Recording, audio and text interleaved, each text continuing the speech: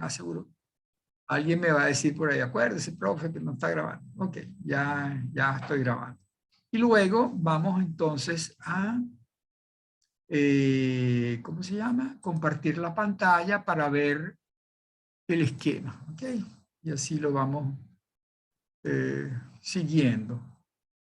Entonces, en el esquema ya teníamos las fuentes, que es la unidad 2, las fuentes del derecho administrativo, y empezamos a ver las consideraciones generales, que es una fuente formal, no material, sino lo que estamos viendo aquí son las fuentes formales del derecho administrativo.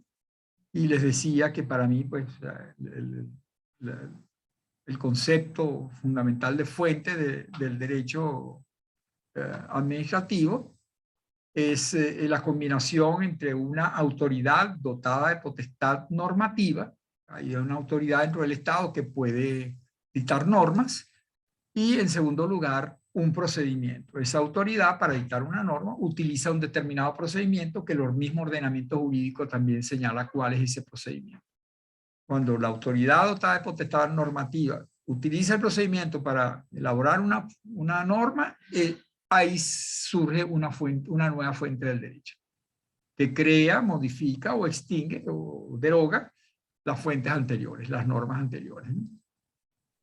Y veíamos entonces que esas fuentes todas son de origen estatal, o sea, todas esas autoridades que producen normas son, de derecho administrativo, son parte del Estado, son autoridades estatales, ¿no?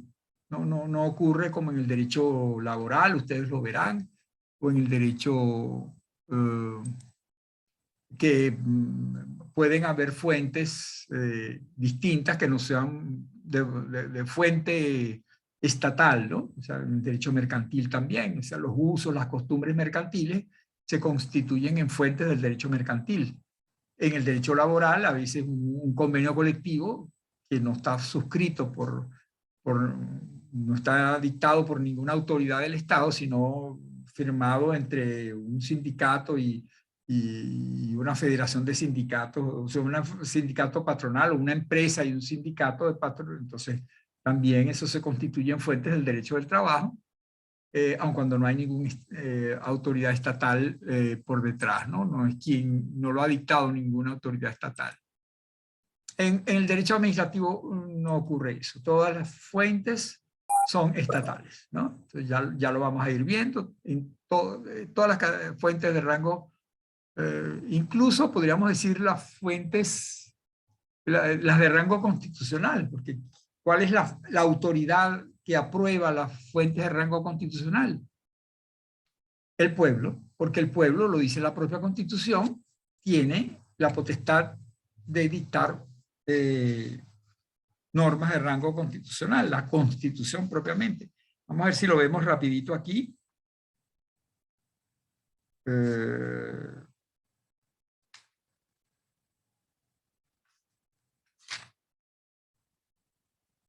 Aquí lo dice, artículo 347, ¿no?, de la Constitución, dice que el pueblo de Venezuela es el depositario del poder constituyente originario. Entonces, el pueblo es quien ha atribuido la potestad normativa de crear la Constitución, ¿no? Pero la propia Constitución lo dice, y bueno, y por eso es que el pueblo aprobó la Constitución original esta, pero también participa en todos los procesos de modificación de la Constitución, porque la autoridad dotada de potestad normativa para crear o modificar la Constitución es el pueblo, depositario del poder constituyente. Por eso es que en ejercicio de dicho poder puede convocar una Asamblea Nacional Constituyente, y entonces allí todo aquel problema que se planteó pues, con la Asamblea Constituyente, bueno, ya nos referiremos prontico a eso, que no fue convocada por el pueblo, a pesar de que la Constitución dice que es el pueblo el que puede, como es el titular del poder constituyente, es el que puede convocar la Asamblea Nacional. Esta Asamblea Nacional del 2017, creo que fue, no la convocó el pueblo, que es el poder constituyente originario, ¿no? Pero él participa en todas las modificaciones de la Constitución también. Es decir, en la enmienda participa el pueblo a través de un plebiscito, en la reforma participa el pueblo. ¿Por qué? Porque es la autoridad dotada de potestad normativa. ¿Y cuál es el procedimiento para crear o modificar la Constitución? También está previsto en la Constitución. El procedimiento de enmienda, el de reforma o el de la Asamblea Constituyente, todo eso está previsto en la propia Constitución. Entonces, cuando el pueblo, titular del Poder Constituyente, utiliza el procedimiento de modificación o creación de la Constitución, entonces lo que surge allí es una fuente de rango constitucional. Ya vamos a ver que hay otras fuentes de rango constitucional que no son exactamente, no cumplen con ese requisito y uno se podría preguntar si eso es factible.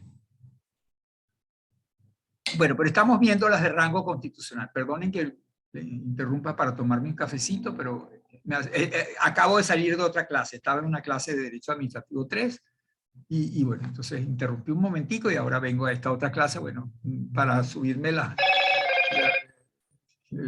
estímulo, estimularme para mi clase, entonces me tomo mi dosis adecuada de cafeína. Vamos a ver si hay alguien que está pidiendo entrar, ¿no? Ok, bueno, entonces vayamos. Empezamos por las fuentes de rango constitucional, entonces, ya vimos pues que la Constitución es un pacto político en principio, pues porque da surgimiento a una organización política, que es una patria, es una nación que se instala en un determinado sitio y se da unas reglas de convivencia. Y ese es un pacto político que a veces y durante mucho tiempo se consideró exclusivamente un pacto político, de tipo político. Pero no era una norma, propiamente una norma jurídica. Bueno, en algunos países siempre ha sido considerada norma y en general hoy en día la Constitución tiene rango normativo, tiene carácter normativo. Puede ser aplicada, puede ser invocada por cualquiera que considere que tiene derecho a algo o un interés suyo puede ser protegido con base en la previsión constitucional, puede invocarlo como si fuera una ley, como si fuera un reglamento. Mire, yo tengo derecho a tal cosa porque la Constitución dice algo. Y el tribunal tendrá que constatar que efectivamente mi pretensión está apoyada en la Constitución o no, entonces, bueno, sentenciará conforme eso, o sea, aplicará la Constitución como si fuera una norma. En Venezuela, sobre todo en el siglo pasado, durante la vigencia de la Constitución del 61, se planteó alguna duda con respecto a ello. Seguramente su profesor de Derecho Constitucional se los dijo, que por un breve periodo de tiempo, la Corte Suprema de Justicia acuñó la tesis de las normas programáticas de la Constitución. ¿En qué consistía eso? En que, según esas sentencias de la Corte Suprema de Justicia, habían algunas normas de la Constitución del 61 que no eran de aplicación inmediata. Algunas disposiciones que estaban en esa Constitución no eran de aplicación inmediata, eran como que un postulado teórico, un deseo, pero no era una norma, no tenía fuerza vinculante, no era obligatorio cumplirla. ¿Por qué? Porque esa disposición lo que establecía era un programa de actuación para que el legislador lo desarrollara. Concretamente, para no darles muchas explicaciones teóricas, les doy un ejemplo. La Constitución del 61 decía, la ley establecerá, para hablar del recurso de amparo, de la acción de amparo, decía, la ley establecerá un mecanismo judicial breve y sumario a fin de restablecer los derechos constitucionales que hayan sido violados o que estén amenazados de ser violados. Entonces, fíjense cómo lo decía, la ley establecerá uno. Entonces, claro, todo el mundo entendía que todos teníamos derecho al amparo constitucional, pero no había una ley que lo regulara. Entonces, durante un tiempo, las particulares que se consideraban que les había sido violado un derecho constitucional iban a un tribunal y decían, de acuerdo con el artículo tal de la Constitución que dice que todos tenemos derecho a ser amparados en nuestros derechos constitucionales, le pido a usted, tribunal, que me ampare en el derecho a la libertad de pensamiento porque me están censurando una cosa, por ejemplo, o el derecho al trabajo porque me están... Entonces, bueno, iban ante el tribunal y el tribunal acordaba el amparo, bueno, si consideraba que la persona tenía razón. Pero llegó un momento en que alguna persona solicitó un amparo en materia política. Y como la situación política no estaba muy clara en ese momento, había guerrillas, había, había terrorismo, había asaltos, mataban policías en la calle, asaltaban bancos, etc.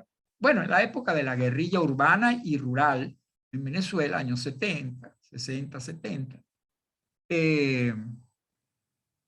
Entonces, algunos de estos políticos, digamos, con un móvil político solicitaban un amparo y a lo mejor hasta tenía razón en lo que estaba pidiendo, pero entonces la Corte Suprema de Justicia dictó una sentencia diciendo, ojo, no hay ninguna ley de amparo dictada todavía, por lo tanto, esa norma que es programática, porque dice la ley establecerá, está en mora el Congreso porque el Congreso no ha dictado la ley.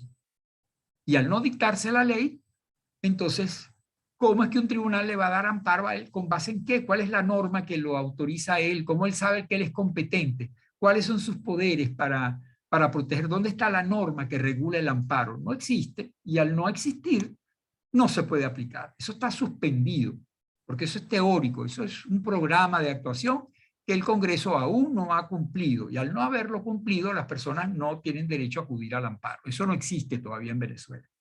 Eso fue más o menos como que la tesis, ¿no? Y bueno, durante unos años se mantuvo esa tesis de las normas programáticas, es decir, cada vez que la Constitución decía la ley hará tal cosa, si no lo había hecho, entonces, bueno, esperemos a que la ley lo haga. Cuando lo haga, entonces es como una condición suspensiva. Mientras la ley no dicta, no sea dictada, no se ha cumplido la condición suspensiva. Sigue suspendida la aplicación de ese artículo de la Constitución.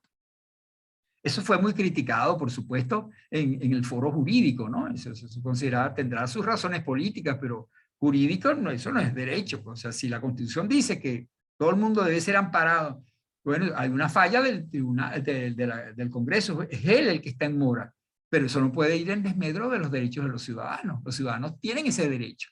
Que mientras no se dicte la ley, el tribunal tendrá mayor amplitud para acordar el amparo como le parezca adecuado, de acuerdo, utilizando la fuente supletoria, la analogía, los principios generales del derecho, como lo dice el Código Civil. A falta de una norma expresa que regule un caso, se aplicará la analogía, se aplicarán las normas análogas. Entonces, y bueno, el juez suplirá la falla del ordenamiento jurídico, pero no puede dejar indefenso a una persona que pretende que le está siendo violada la Constitución, ¿no? Entonces, bueno, total que el propio Tribunal Supremo, o sea, la Corte Suprema, pocos años después, cambió su criterio, afortunadamente, porque bueno, eso fue muy criticado en el foro jurídico. Bueno, y como en esa época la crítica a la sentencia del Tribunal Supremo no eran sancionadas con cárcel ni con persecución, sino que eran oídas y eran atendidas, y los profesores nos hacíamos ecos de ellas y se decían en los foros jurídicos.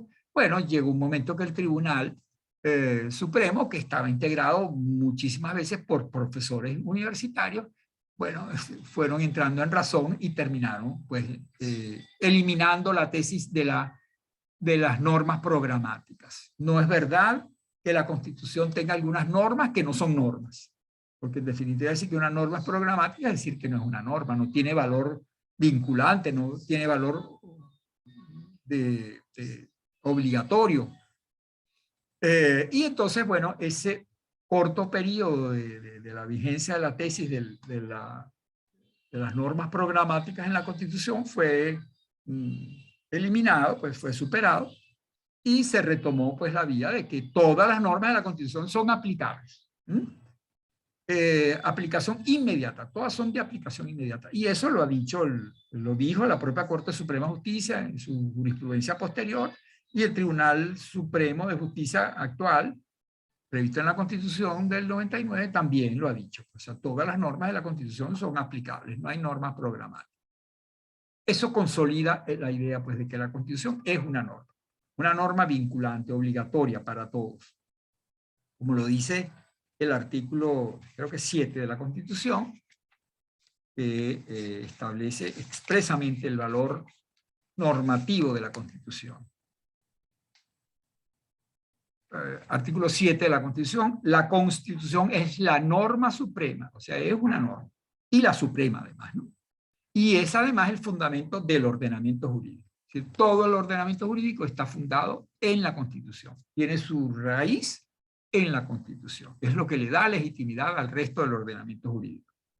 Todas las personas y los órganos que ejercen el poder público están sujetos a esta Constitución. Es decir, valor vinculante para todo el mundo, para los órganos del Estado y para los particulares, para todo el mundo. Bueno, no hay duda, pues entonces eso, que la situación actual con respecto al carácter normativo de la Constitución es pleno. Pues, o sea, la Constitución vale como una norma más. No como una norma más, como una norma, pero además es la más importante de todas las normas porque vale por encima de todas las otras. Ya vamos a ver eso, esa segunda parte de la afirmación, que es el principio de la primacía constitucional, ¿no? Habíamos quedado en que para el derecho administrativo tiene una especial relevancia la Constitución como fuente del derecho por ese fenómeno relativamente reciente de la constitucionalización del derecho administrativo.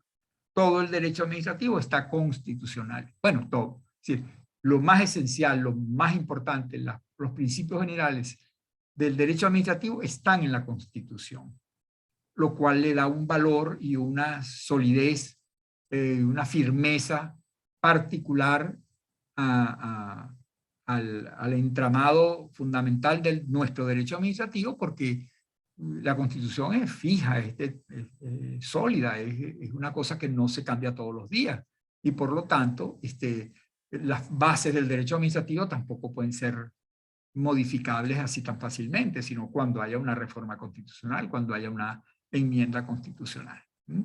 Pero muchísimas de las, yo les puedo dar varios ejemplos de normas constitucionales que tratan del derecho, o sea, que conforman la base fundamental del derecho administrativo. Por ejemplo, el contencioso administrativo, la jurisdicción contencioso administrativa, está prevista en el artículo 256, ¿verdad? No me acuerdo a veces de memoria de los artículos, pero eso no importa. Lo importante es saber que existe el artículo y uno lo busca. Miren, aquí está, 259 es el artículo donde está el Poder Judicial, y entonces, bueno, artículo 259. La jurisdicción contenciosa administrativa corresponde al Tribunal Supremo de Justicia y a los demás tribunales que determine la ley. Los órganos del contencioso administrativo serán competentes para anular actos administrativos, para hacer esto, para hacer lo demás allá. Ahí está establecido en el artículo 259 la base fundamental de nuestro sistema contencioso administrativo. La jurisdicción contenciosa, los tribunales y los recursos a través de los cuales los particulares pueden pelear contra la administración en el caso de que ella no respete nuestros derechos, está en el artículo 259. Y eso no lo puede cambiar nadie, ningún gobierno, nadie. No lo puede cambiar porque eso está en la Constitución. Lo que puede hacer es violarlo, eso sí. O sea, si no lo cumplen, están violando eso, pero eso está en la Constitución. Bueno, otras cosas de menor cuantía, como los institutos autónomos. Los institutos autónomos pueden ser creados por ley, lo dice la Constitución. Eso no es que a alguien se le ocurrió. Que un instituto autónomo para poderlo crear es necesario dictar una ley. Bueno, eso está previsto en la Constitución. Entonces, les puedo dar, no sé si les puedo dar ese ejemplo numérico rápidamente, ¿no? Vamos a ver. Bueno, el poder público, el poder público nacional. Eso está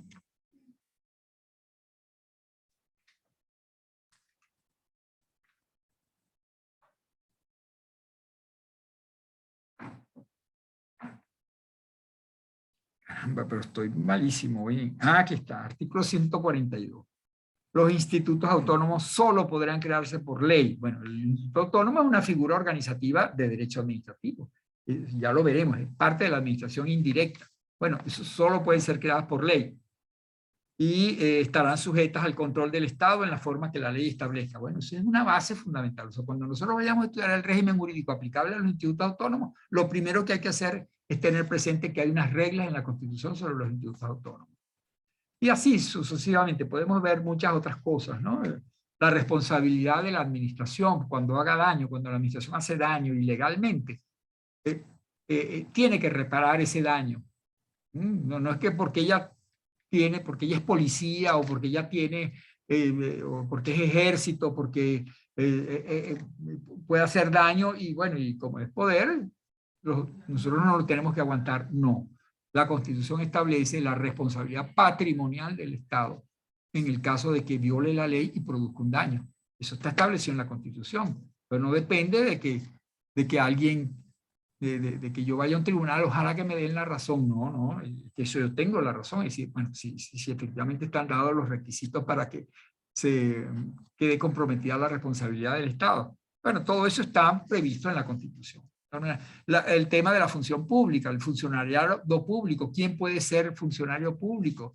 ¿Cómo se ingresa a la función pública? El carácter digamos, inamovible de los tribunales, de los funcionarios, eso está establecido en la Constitución. O sea, las bases del régimen jurídico del funcionariado está establecido en la Constitución. Todos esos son ejemplos de la constitucionalización del derecho administrativo. Entonces, de ahí prestémosle atención pues, a la Constitución como fuente del derecho, porque ella tiene una particularidad muy, muy importante, muy destacable, y es el hecho de ser la norma suprema, el principio de la primacía constitucional.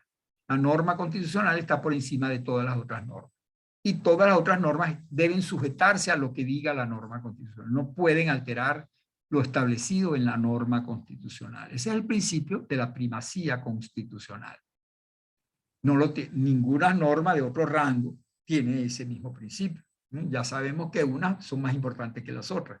Una ley, por ejemplo, es más importante que un reglamento. Tiene más fuerza, puede derogar a un reglamento, puede decir una cosa distinta a lo que dice un reglamento, solo puede ser una ley. Pero una ley no puede decir nada distinto a lo que dice la Constitución, sería una ley inconstitucional. Y justamente ese principio de la primacía constitucional está previsto en la Constitución, lo acabamos de ver, artículo 7 de la Constitución. Todas las demás normas del país, el ordenamiento jurídico, deben sujetarse a lo que establece la Constitución. Por lo tanto, deben haber mecanismos que garanticen esa primacía constitucional. Y esos mecanismos se llaman normalmente mecanismos de control de constitucionalidad. Es entonces, las formas prácticas a través de los cuales todos los que estamos interesados en que la Constitución sea respetada, podemos lograr que efectivamente se respete la Constitución si en algún momento ella es irrespetada, si en algún momento alguna autoridad o algún particular viola la Constitución. Bueno, ¿cómo hacemos para asegurarnos que la Constitución sea respetada? Bueno, están los mecanismos de control de constitucionalidad. Eso es así. Esos mecanismos de control de constitucionalidad aseguran, según el profesor Peña Solís, eso está en el libro de Peña Solís, aseguran la supremacía material de la Constitución. Este autor, Peña Solís, distingue entre una supremacía material y una supremacía formal. La supremacía material tiene que ver con lo que venimos diciendo. El contenido de una norma constitucional tiene que ser respetado por las otras normas, que por definición son inferiores a ella. Toda la otra norma que no sea la Constitución es inferior a la Constitución. Y por lo tanto, el contenido de las normas no puede alterar lo previsto en la norma constitucional. Esa es una supremacía material en cuanto al contenido de la norma constitucional. Pero también hay mecanismos que aseguran la primacía o la supremacía formal de la Constitución. Esto tiene que ver con los mecanismos de creación de normas y de alteración de las normas, ¿no? Ya hemos visto que la Constitución es la norma suprema y al ser una norma suprema, ella debe ser más difícil de modificar que las otras.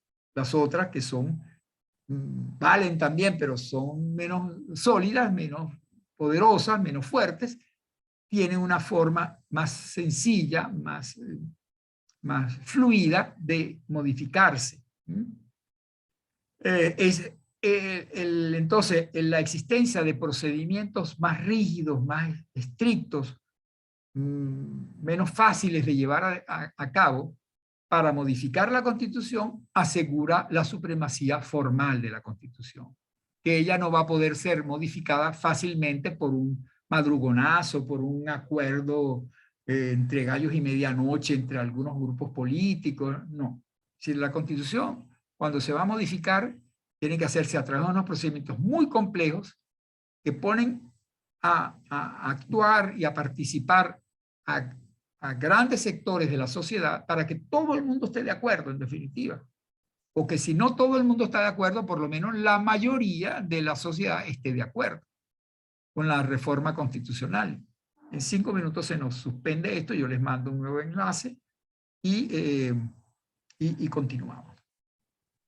Entonces, fíjense ustedes, mecanismos de control de constitucionalidad que aseguran la supremacía material de la Constitución. Mecanismos rígidos de modificación de la Constitución que aseguran la supremacía formal de la Constitución. Veamos rápidamente, seguramente algo de eso ustedes vieron en Derecho Constitucional, pero se los recuerdo porque es importante aquí pues, para refrescar estas ideas en vista de que la Constitución es una fuente importantísima del derecho administrativo. Entonces, con respecto a los mecanismos de control de constitucionalidad, aquellos que tratan de determinar que el contenido de las normas inferiores a la Constitución no contradigan lo que dice la norma constitucional. Esos son los mecanismos de control de constitucionalidad. Aquellos que están destinados a asegurar que el contenido de la norma constitucional no sea alterado, no sea modificado, no sea vulnerado por una norma de rango inferior. A través de un mecanismo que controla justamente el contenido de ambas normas, ¿no? Los contrasta, pues, y ve si hay una contradicción o no. Si hay una contradicción, sale perdiendo la norma no constitucional, sale ganando la norma constitucional porque es prevalente, porque es más fuerte, porque prima, porque tiene primacía frente a las otras, ¿no? Esos medios, esos mecanismos de control han sido por la doctrina clasificados en dos grandes categorías. Por un lado, los mecanismos objetivos de control de constitucionalidad y por otro lado, los medios subjetivos de protección frente a los ataques constitucionales. La diferencia entre los medios objetivos y subjetivos es que los objetivos están destinados a proteger a la propia Constitución. El objeto de protección es la Constitución. No es porque esa violación de la Constitución está afectando a alguien, no importa si está afectando a alguien o no. No es ese alguien el que está siendo protegido con los medios objetivos de protección, es la propia Constitución. En cambio, los mecanismos subjetivos de protección constitucional van dirigidos a proteger a alguien concretamente, a un sujeto que se ve afectado individualmente con esa violación de la Constitución. Entonces, eso es importante que lo tengamos claro porque después ustedes se darán cuenta que efectivamente hay mecanismos, todos estos mecanismos son judiciales, todos estos mecanismos de control de constitucionalidad son judiciales. Hay que acudir ante un tribunal para que sea el tribunal quien los ponga en marcha y proceda a defender la Constitución, proceda a controlar que no se siga violando la Constitución, ¿no? Entonces, estos mecanismos judiciales son unos objetivos. ¿Cuándo se habla de un mecanismo que es objetivo? Cuando el objeto de protección es un texto constitucional, cuando es la propia Constitución la que está siendo afectada y no se quiere que se siga afectando, ¿no? Se produce una modificación, una alteración, una ley es dictada y con un contenido que es contrario a la Constitución, entonces se intenta un recurso, se intenta una acción judicial destinada a poner en contraste esa norma de la ley con la Constitución para que el tribunal termine diciendo si efectivamente aquí hay una una distancia entre lo que dice la Constitución y lo que está diciendo esta ley. Por lo tanto, esta ley debe desaparecer del mundo jurídico porque es inconstitucional. Entonces, declara la inconstitucionalidad y produce el efecto de anularla, de derogarla, de expulsarla del mundo jurídico para que no siga existiendo la contradicción con la Constitución. Fíjense ustedes que lo protegido ahí es la Constitución. ¿Por qué? Porque esa ley ahora no va a ser aplicada y al no ser aplicada sigue vigente y válida el principio constitucional. Esos medios objetivos, algo vieron en derecho constitucional, pero se los recuerdo, pues, ¿no? Son, por un lado, están fundamentalmente el recurso o la acción de nulidad de las leyes inconstitucionales, o acción de inconstitucionalidad, pues, como normalmente se le llama, o recurso de inconstitucionalidad. Procede contra los actos de rango legal, contra las leyes, los decretos leyes, los tratados internacionales, que, bueno, u otros actos del Estado que deberían respetar la Constitución, pero que a juicio de alguien, de alguien, considera que no se respetó la Constitución. Por lo tanto, solicita de un tribunal que se anule esa ley. Eso ocurre mediante lo que se llama el control concentrado. Esos medios objetivos de control de constitucionalidad se subdividen a su vez entre los medios, los mecanismos de control concentrado de constitucionalidad y los mecanismos de control difuso de constitucionalidad. No sé si les dice algo esto, pero se los aclaro de todas maneras, ¿no?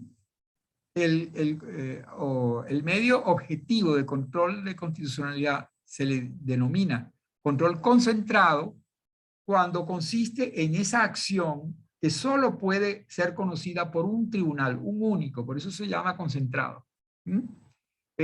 Porque es un solo tribunal en el país quien tiene la facultad de controlar la constitucionalidad de esos textos importantes, esas leyes o decretos leyes, que a juicio del recurrente violan la Constitución.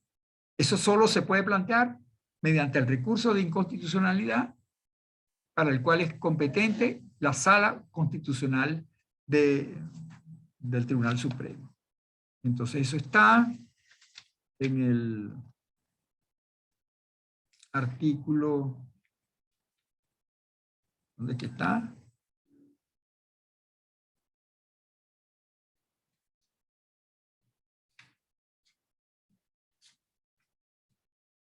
Ajá, aquí está. Bueno, en el artículo 266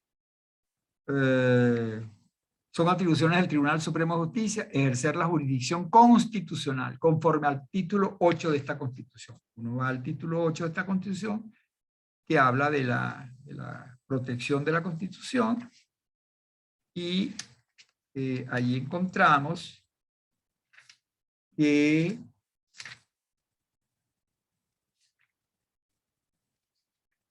artículo 335, el Tribunal Supremo de Justicia garantizará la supremacía y efectividad de las normas y principios constitucionales. O sea, quien garantiza la primacía constitucional